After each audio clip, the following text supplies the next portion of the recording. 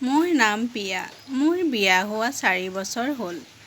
মোৰ বিয়াৰ প্ৰথম কেইদিনমান বা তাতোতকৈ অধিক দিনত এবছৰ ধৰি মোৰ স্বামীয়ে মোৰ লগত মৰমেৰে কথা পাতি আছিল। মোক আউটগয়িঙলৈ লৈ গৈছিল, চিনেমা দেখুৱাইছিল, মেলা আৰু পৰিদৰ্শনলৈ লৈ গৈছিল, মিঠা আৰু মৰমেৰে কথা পাতিছিল, আনকি মাকৰ লগত তৰ্কও কৰিছিল। মোৰ শাহুৱে যদিও সৰু সৰু কথাত বাধা দিলেহেঁতেন, ৰাজে মাকক কয়, সৰু সৰু কথাত কিয় ঘৰৰ শাস্তি বিঘিনি কৰিছা? তাই এই ঘৰৰ বোৱাৰী, দাসী নহয়।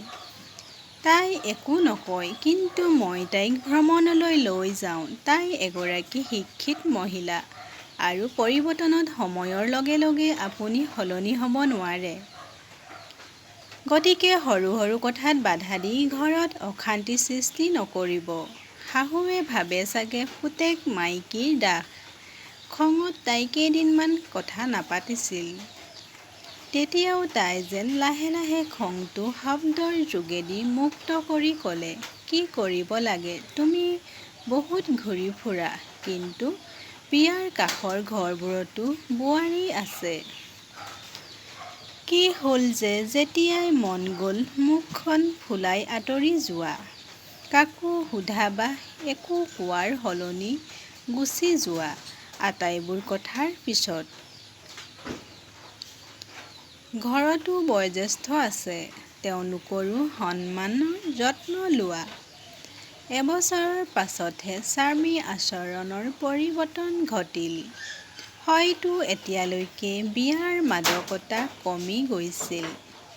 প্ৰথমতে তেওঁ খুব কমকৈ বাধা দিছিল যদিও পিছলৈ তেওঁৰ প্ৰতিটো কথা বতৰাত বাধা দিবলৈ ধৰিলে। মোৰ কোনো কথাই তেওঁ ভাল নাপায়। সকলোতে মাকক অনুকূল কৰে। সেয়া ভাল হওক বা ভুল হওক, মই শুনি থাকোঁ। ইফালে এটি সন্তানৰো জন্ম হয়। ক'বলৈ গ'লে ঘৰত কথাবোৰ ভালেই চলি আছিল যদিও ভালপোৱা স্বামী অহৰহ বকাবকি আৰু বকাবকিৰ বাবেৰে মোৰ মনটো হতাশ হ'বলৈ ধৰিলে। মোৰ ফালৰ পৰা মই মোৰ স্বামী, শাহু, ল'ৰা-ছোৱালী আৰু ঘৰৰ সম্পূৰ্ণ যত্ন লওঁ। এবাৰ মই খঙত ৰাজক ক'লো, কি কথা? কিয় মোক এনেকৈ অপমান কৰি থাকে? তেওঁ বিৰক্ত হৈ উত্তৰ দিলে, মই মানো, মই ঘৰৰ মুৰব্বী। যদি মই আপোনাক ভুল কামত বাধা নিদিওঁ, তেন্তে মই তোমাক কিয় আদৰ কৰিম? তুমি এটি সন্তানৰ মাতৃ হৈ পৰিছা। ঘৰৰ দায়িত্ব বুজি পোৱা উচিত। যদি মই তোমাক ভুলটোত বকাবকি কৰোঁ, ভুলটো শুধৰাই দিয়া উচিত নহয়নে? বেয়া অনুভৱ কৰিবলৈ কি কৰিছে? মই কি ভুল কৰিলোঁ? মই আত্মতুষ্টিশীল হৈ পৰিছোঁনে? সকলোকে লগত লৈ যাব লাগিব। তুমিও এতিয়ালৈকে সন্তুষ্ট হোৱা উচিত। প্ৰেমৰ যুগ পাৰ হৈ গ'ল। এতিয়া নিজৰ কৰ্তব্যত মনোনিৱেশ কৰক। কাৰণ মোৰ কৰ্তব্য পালনত কি অভাৱ হৈছে? তুমি আকৌ তৰ্ক কৰিবলৈ ধৰিলা। তোমাৰ এই কথাটো মোৰ ভাল নালাগে। তুমি এগৰাকী নাৰী। নাৰীৰ দৰে জীয়াই থাকিবলৈ শিকক। ঘৰৰ কাম-কাজ চোৱা-চিতা কৰক। মাৰ মন আজিকালি ভাল হোৱা নাই, যত্ন লোৱা। মই কৰিছোঁ। মই তেনে কৰা হ'লে আম্মাই অভিযোগ নকৰিলেহেঁতেন।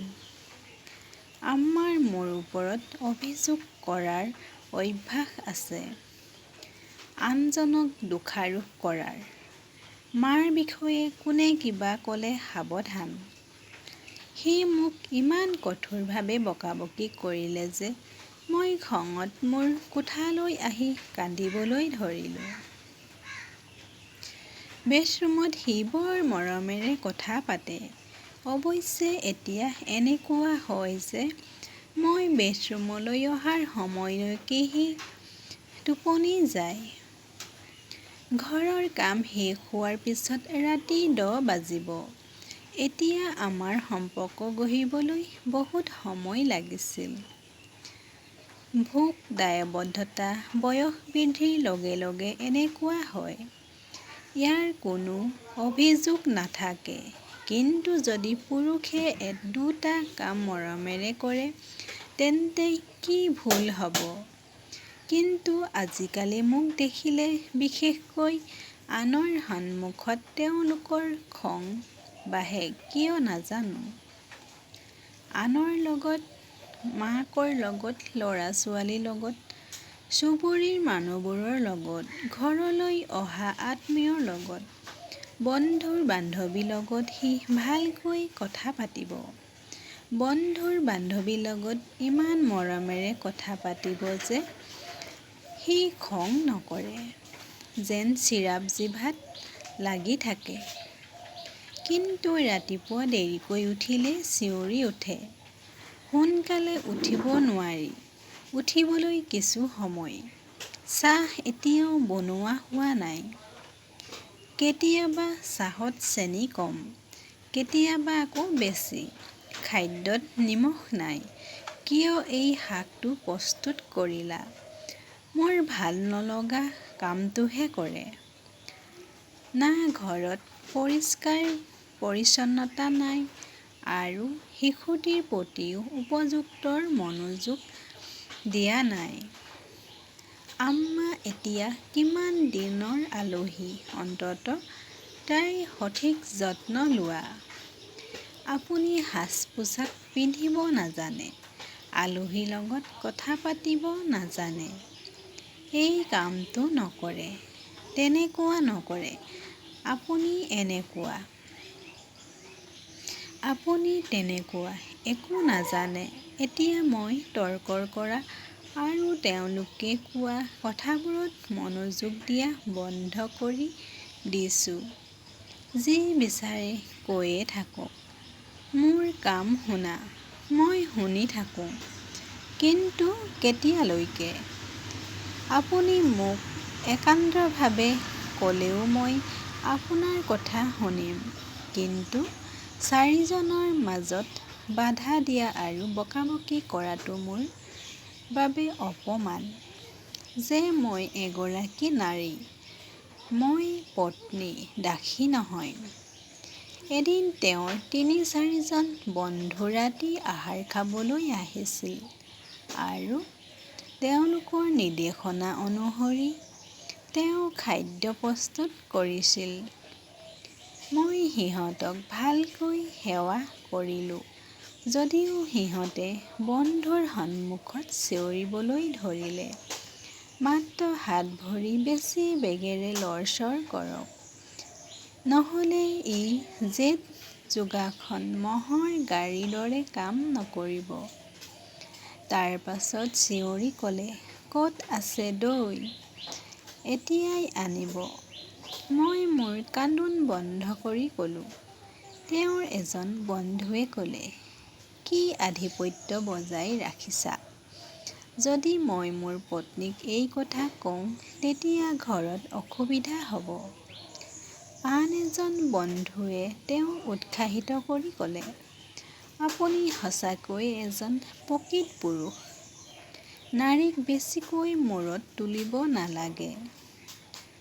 পাকঘৰৰ ভিতৰৰ পৰা সকলো কথা শুনি আছিলো। সকলো বস্তু তুলি লৈ পেলাই দিব মন গ'ল। মই তেওঁক আৰু তেওঁৰ বন্ধুসকলক বকাবকি কৰিলো যদিও তেওঁ নিমাত হৈ থাকিল। কিন্তু মই মনতে সিদ্ধান্ত লৈছিলো যে মোৰ অপমানৰ প্ৰতিশোধ ল'ম। কিন্তু চিঞৰ-বাখৰ কৰি ঘৰৰ পৰিৱেশ নষ্ট কৰি নহয়।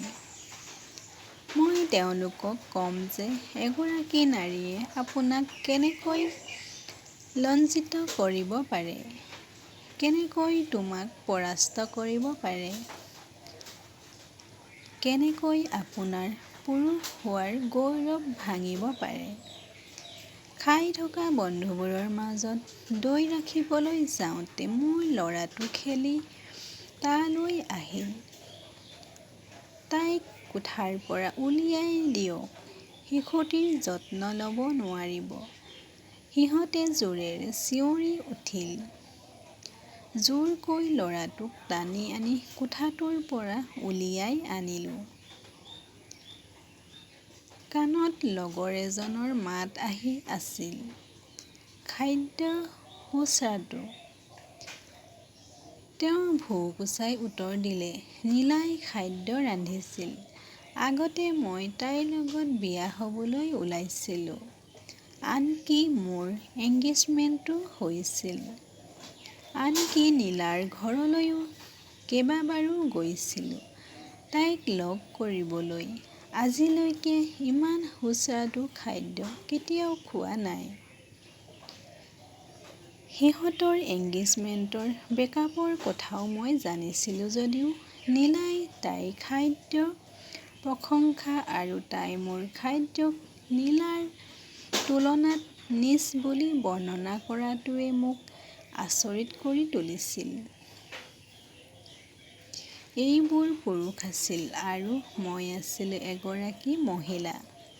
তেওঁ পুৰুষ হোৱাৰ বাবে গৌৰৱ কৰিছিল, গতিকে মই নাৰী হোৱাৰ বাবে গৌৰৱ নকৰিব কিয়?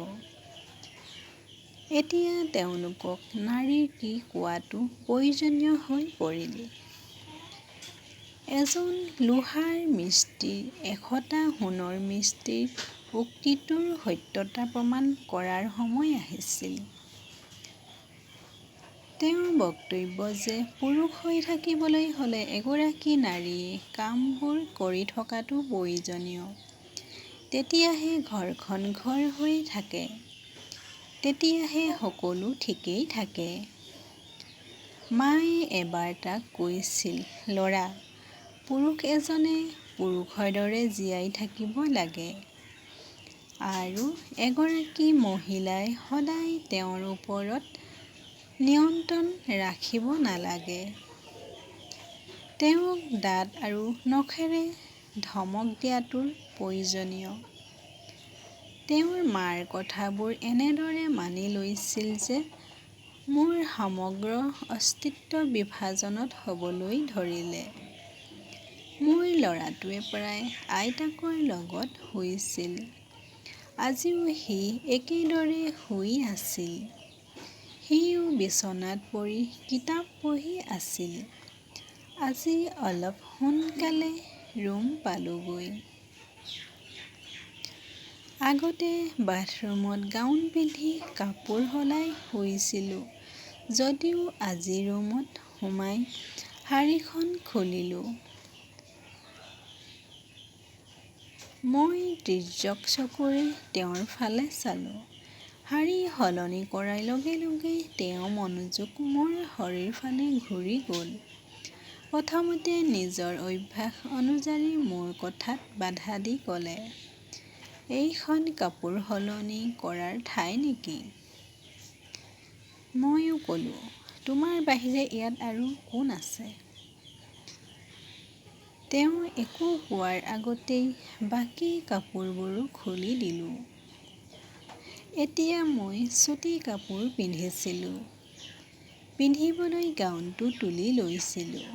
কিন্তু তেওঁৰ ধৈৰ্য্যৰ সীমাত উপনীত হৈছিল। মৰমেৰে মোক নিজৰ ফালে টানি আনি ক'লে, তোমাক ভাল পোৱা বহু দিন হ'ল। আজি তোমাক এনেকৈ দেখাৰ ধৈৰ্য্য নাই।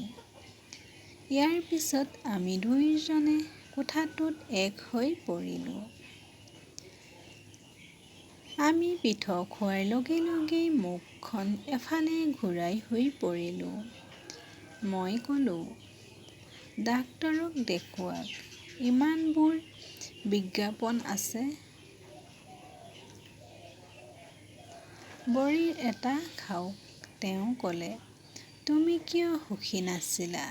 কিবা নোহোৱা হৈছে নেকি? তেওঁৰ অৱস্থা দেখি বৰ কষ্টেৰে মই হাঁহিটো সংযম কৰি ক'লোঁ, নাই, তেনেকুৱা নহয়। কেতিয়াবা এনেকুৱাও হয়, তেওঁলোকৰ দুখী, পৰাজিত আৰু পৰাজিত মুখখন দেখি মই বিজয় অনুভৱ কৰিলোঁ। এটা প্ৰবাহতেই তেওঁৰ অন্তৰ্নিহিত পুৰুষত্বৰ আৰু বাহিৰৰ মানুহ দুয়োটা মৃত অৱস্থাত পৰি আছিল। যেন তেওঁ পৃথিৱীৰ আটাইতকৈ তুচ্ছ আৰু দুৰ্বল মানুহ। ইয়াৰ পিছতো তেওঁৰ বকাবকি বন্ধ হোৱা নাই। মোৰ ফালে চালেই যেন তেওঁৰ চাৱনিত ভয় আৰু লাজৰ অনুভৱ এটা দেখা যায়।